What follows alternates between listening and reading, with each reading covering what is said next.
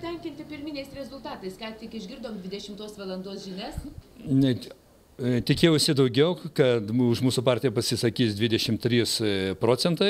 Tai buvo mūsų tokia partijos bičiulių nuomonė, bet tikimės, kad dar šitie rezultatai nėra galutiniai ir po visos pateiktos informacijos Vyriausiosios rinkimų komisijai šie skaičiai truputį turėtų pasikeisti. Ar galvojat, su kuo dirbtumėt koalicijoje? Mes esam išsakę viešai savo nuomonę, kad sudarysim koaliciją, jeigu teks mums tokia galimybė, su tom politiniam partijom, kuriomis pasitikės rinkėjai ir atiduos jiems balsus ir jie papuls į Seimą.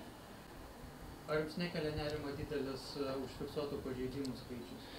Taip, šitie rinkimai yra išskirtiniai tuo, kad labai daug yra pažeidimų užfiksuota, taip pat yra taikyta labai daug juodųjų technologijų ir manau, kad viešai buvo tiesiog panaudota diskusija netgi tokiuose institucijose, kur tikrai reikėtų susilaikyti ir jų netaikyti. Ar jūsų nestebina tie išankstiniai apklausų rezultatai, pagal kuriuos krikščionys demokratai išlaikė tvirtas pozicijas po buvimo valdžioje?